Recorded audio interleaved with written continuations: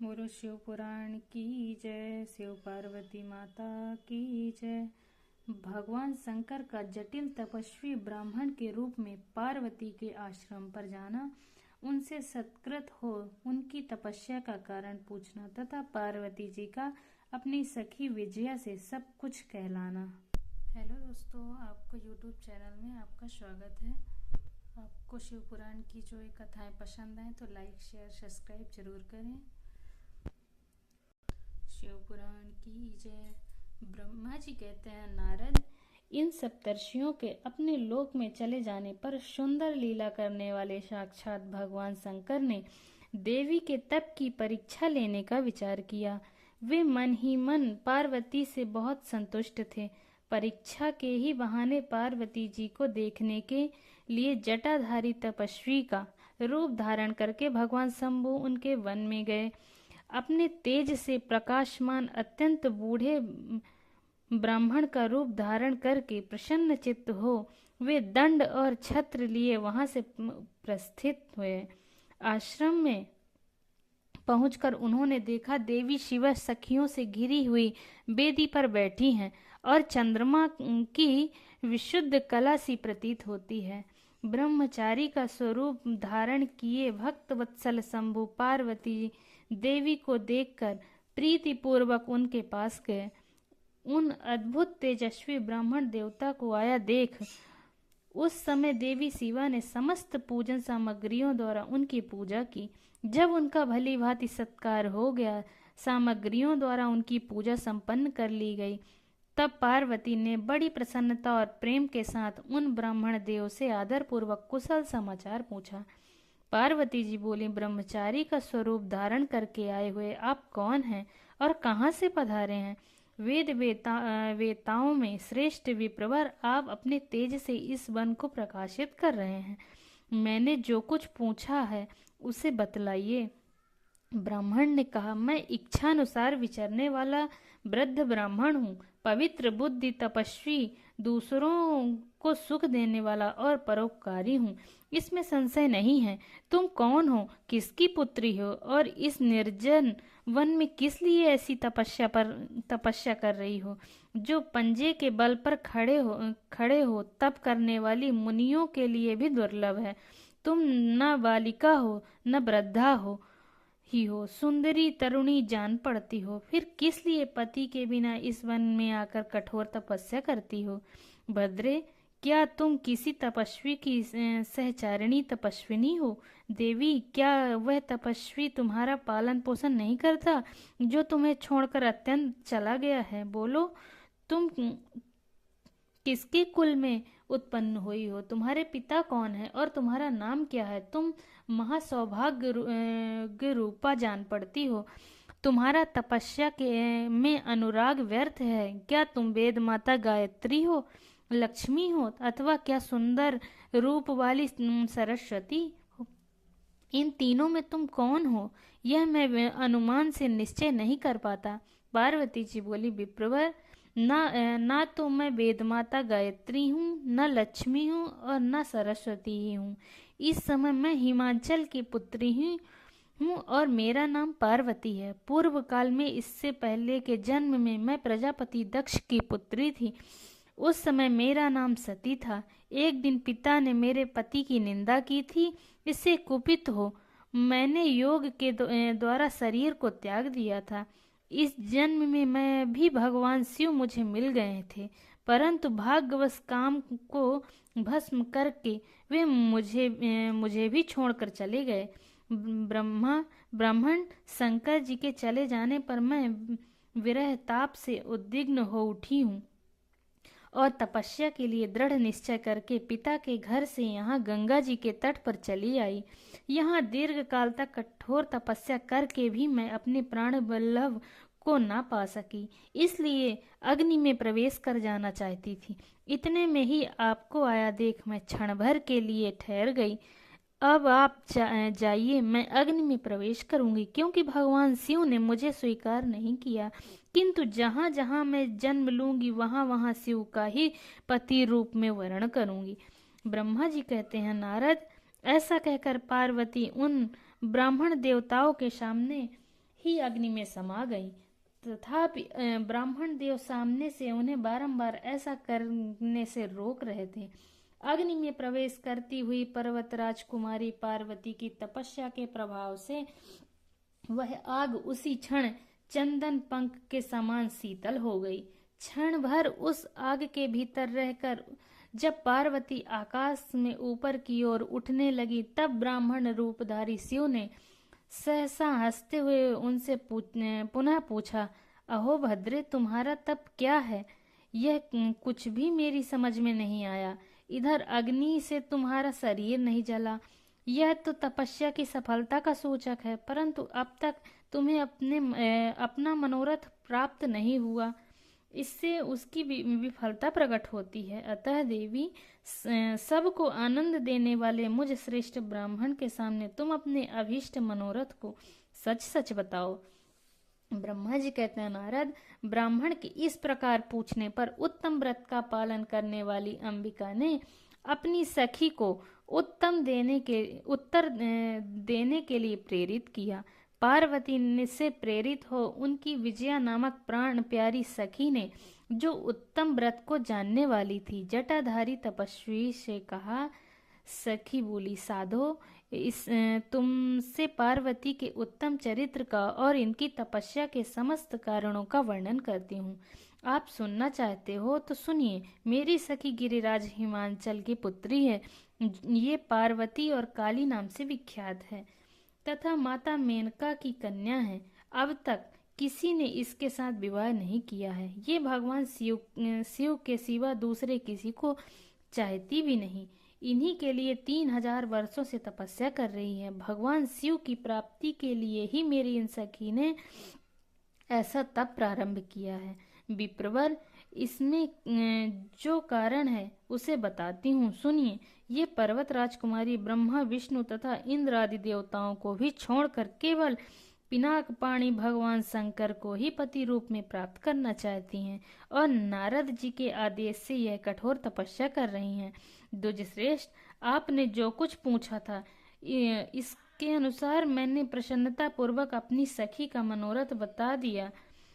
अब आप और क्या सुनना चाहते हैं? ब्रह्मा जी कहते हैं, नारद, विजया का यह यथार्थ वचन सुनकर जटाधारी तपस्वी रुद्र हंसते हुए बोले, सखी ने यह जो कुछ कहा है उसने मुझे परिहास का अनुमान होता है। यदि यह सब ठीक हो तो पार्वती देवी अपने मुंह से कहें। जटिल ब्राह्मण के इस प्रकार कहने पर पार्वती देवी अपने मुंह से ही यूं कहने लगी। बोलो शिव पुराण की जय। 26वां अध्याय संपूर्ण। पार्वती की बात सुनकर जटाधारी ब्राह्मण का शिव की निंदा करते हुए पार्वती को उनकी ओर से मन को हटा लेने का आदेश लेना। पार्वती जी बोली, जटाधारी विप्रवर, मेरा सारा वृतांत सुनिए। मेरी सखी ने जो कुछ कहा है वह ज्यों का त्यों सत्य है, इसमें असत्य कुछ भी नहीं है। मैं वाणी और क्रिया द्वारा सत्य ही कहती हूँ, असत्य नहीं। मैं साक्षात पति भाव से भगवान शंकर का ही वर्ण किया है। यद्यपि जानती हूँ वह दुर्लभ वस्तु भला मुझे कैसे प्राप्त हो सकती है, तथापि मन की उत्कंठा से विवश हो मैं तपस्या कर रही हूँ। ब्राह्मण से ऐसी बात कहकर पार्वती देवी उस समय चुप हो रही। तब उनकी वह बात सुनकर ब्राह्मण ने कहा। ब्राह्मण बोले, इस समय तक मेरे मन में यह जानने की प्रबल इच्छा थी कि ये देवी किस दुर्लभ वस्तु को चाहती हैं, जिससे के लिए ऐसा महान तप कर रही हैं। किंतु देवी, तुम्हारे मुखारविंद से सब कुछ सुनकर उस अभीष्ट वस्तु को जान लेने के बाद अब मैं यहाँ से जा रहा हूँ। तुम्हारी जैसी इच्छा हो वैसा करो। यदि तुम मुझसे ना कहती तो मित्रता निष्फल होती। अब जैसा तुम्हारा कार्य है वैसा ही उसका परिणाम होगा। जब तुम्हें इसी में सुख है तब मुझे कुछ नहीं कहना है। वहाँ ऐसी बात कहकर ब्राह्मण ने ज्यों ही जाने का विचार किया त्यों ही पार्वती देवी ने प्रणाम करके उनसे इस प्रकार कहा। पार्वती जी बोली, विप्रवर, आप क्यों जाएंगे? ठहरिए और मेरे हित की बात बताइए। पार्वती के ऐसा कहने पर दंडधारी ब्राह्मण देवता रुक गए और इस प्रकार बोले, देवी, यदि मेरी बात सुनने का मन है और मुझे भक्ति भाव से ठहरा रही हो तो मैं ये सब तत्व बता रहा हूँ जिससे तुम्हें हिताहित का ज्ञान हो जाएगा।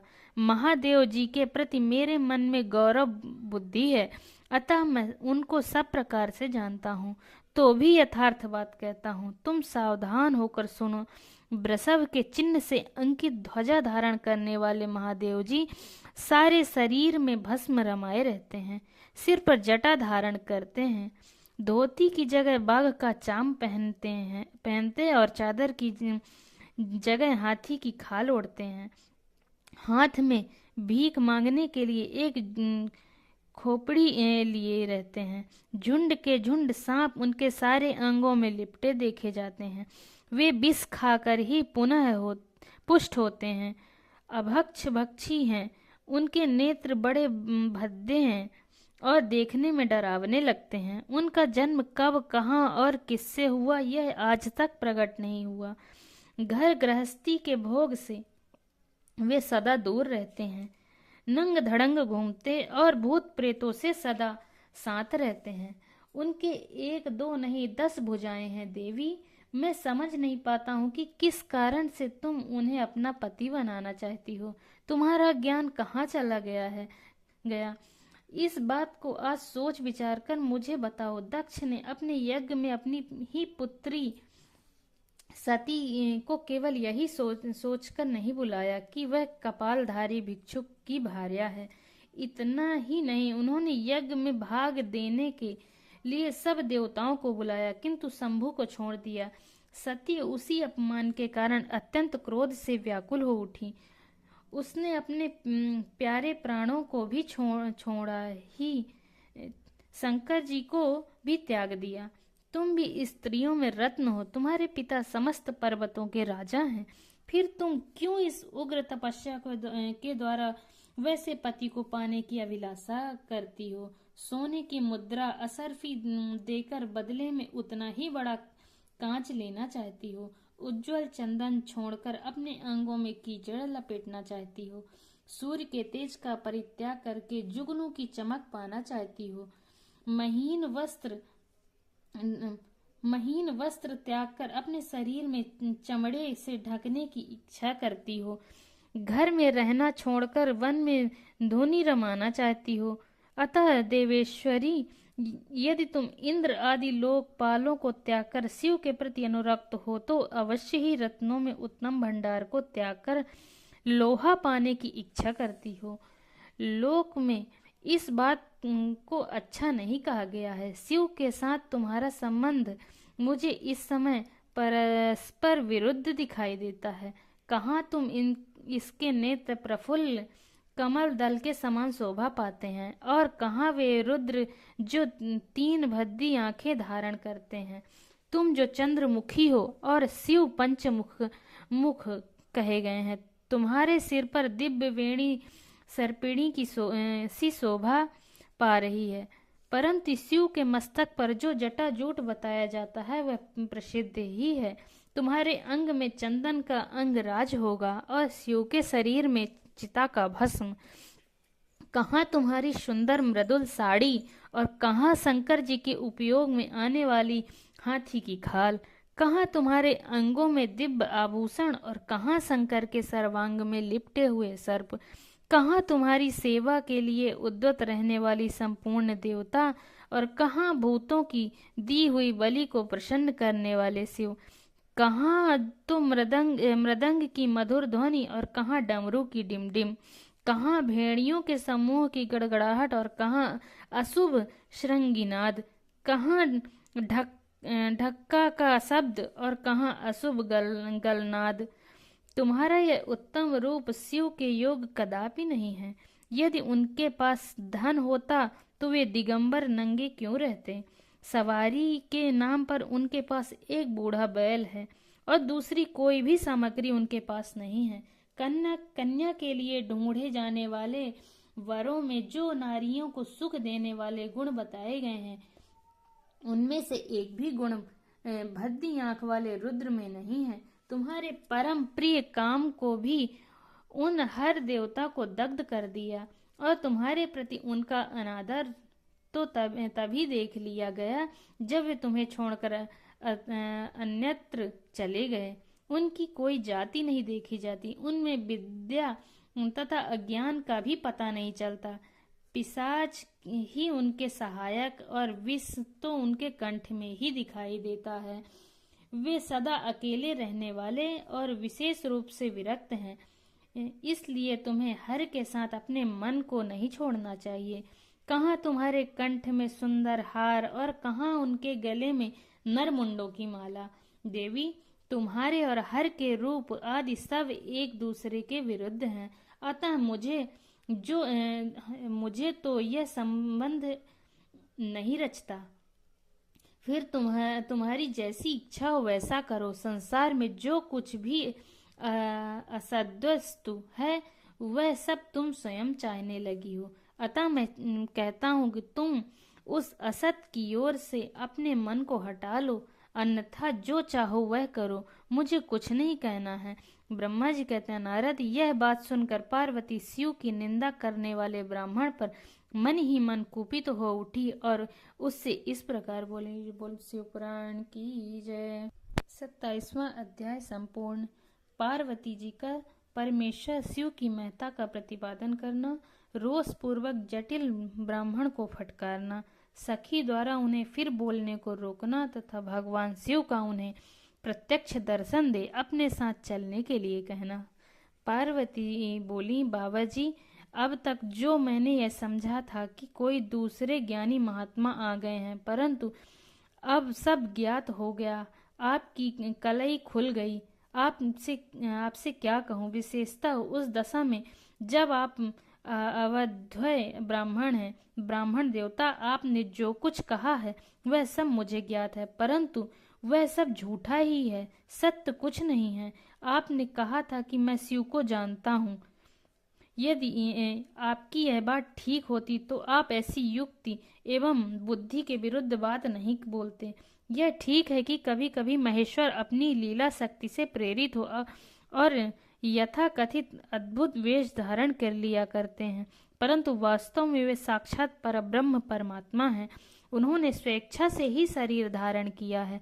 अब ब्रह्मचारी का स्वरूप धारण कर उन्हें ठगने के लिए उद्यत हो यहाँ आए हैं और अनुचित और असंग युक्तियों का सहारा ले छल कपट से युक्त बातें बोल रहे हैं।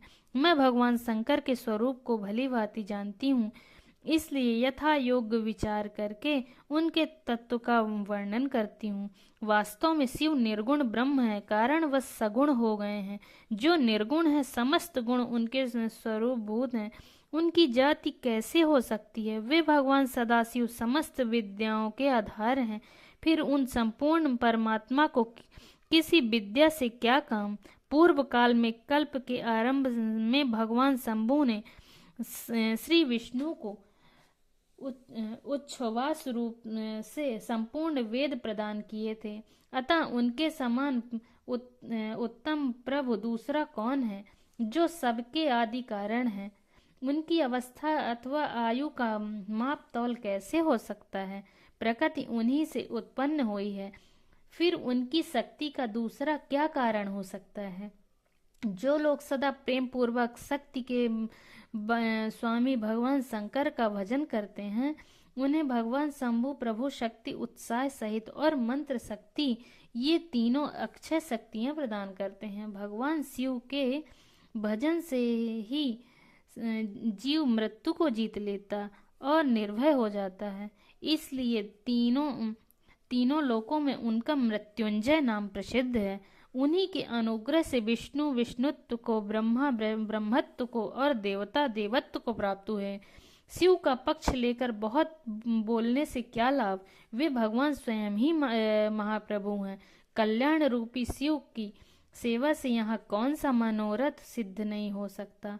उन देव जी के पास किस बात की कमी है? जो भी भगवान सदाशिव स्वयं मुझे पाने की इच्छा करे। यदि शंकर की सेवा ना करे तो मनुष्य 7 जन्मों तक दरिद्र होता है और उन्हीं की सेवा से सेवक को लोक में कभी नष्ट न होने वाली लक्ष्मी प्राप्त होती है। जिनके सामने 8 सिद्धियां नित्य आकर सिर नीचा करके इस इच्छा से नृत्य करती हैं कि वे भगवान हम पर संतुष्ट हो जाएं, उनके लिए कोई भी कर वस्तु दुर्लभ कैसे हो सकती है। यद्यपि यहाँ मांगलिक कही जाने वाली वस्तुएं शंकर का सेवन नहीं करती, तथापि उनके स्मरण मात्र से ही उनका मंगल होता है, जिनकी पूजा के प्रभाव से उपासक की संपूर्ण कामनाएं सिद्ध हो जाती हैं। सदा निर्विकार रहने वाले उन परमात्मा शिव में विकार कहाँ से आ सकता है। जिस पुरुष के मुख में निरंतर शिव यह मंगलमय नाम निवास करता है, उसके दर्शन मात्र से ही अन्य सब सदा पवित्र होते हैं।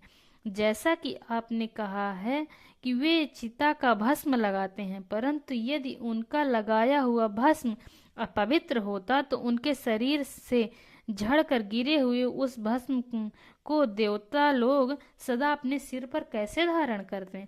अतः शिव के अंगों के स्पर्श से अपवित्र वस्तु भी पवित्र हो जाती है। जो महादेव सगुण होकर तीनों लोकों के कर्ता भरता और हरता होते हैं, अतः निर्गुण रूप में शिव कहलाते हैं। वे बुद्धि के द्वारा पूर्ण रूप से कैसे जाने जा सकते हैं।